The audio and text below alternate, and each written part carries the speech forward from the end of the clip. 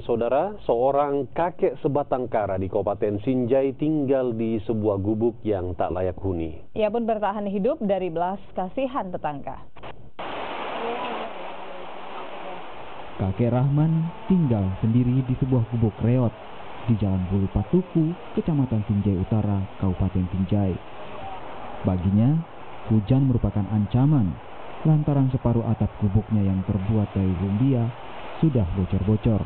Sehingga bila hujan turun, lantai kayu di gubuk ini pun menjadi basah.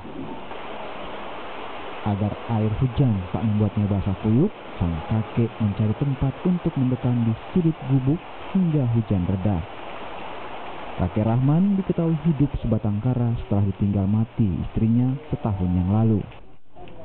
Seorang anak angkat yang pernah tinggal bersamanya juga pergi merantau. Tak ada lagi yang merawat di saat usianya yang kini memasuki 79 tahun. Mantan kuli bangunan ini juga tak mampu berjalan normal, sementara untuk makan sehari-hari, ia hanya berharap uluran tangan atau belas kasihan tetangganya. Saya bantu dia. Bantunya bagaimana? Uang. Kadang-kadang kita kasih makanan. Iya. Dia kasih makan. Itu Keluarga kita atau tetangga saja? tetangga. Menurut rencana, kakek Rahman akan dimasukkan ke salah satu panti asuhan lanjut usia di Parepare.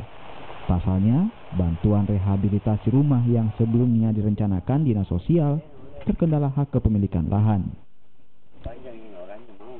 Mungkin dari Dinas Sosial selanjutnya akan berkoordinasi dengan keluarga supaya kita untuk bawa ke panti asuhan di panti lanjut usia di Parepare.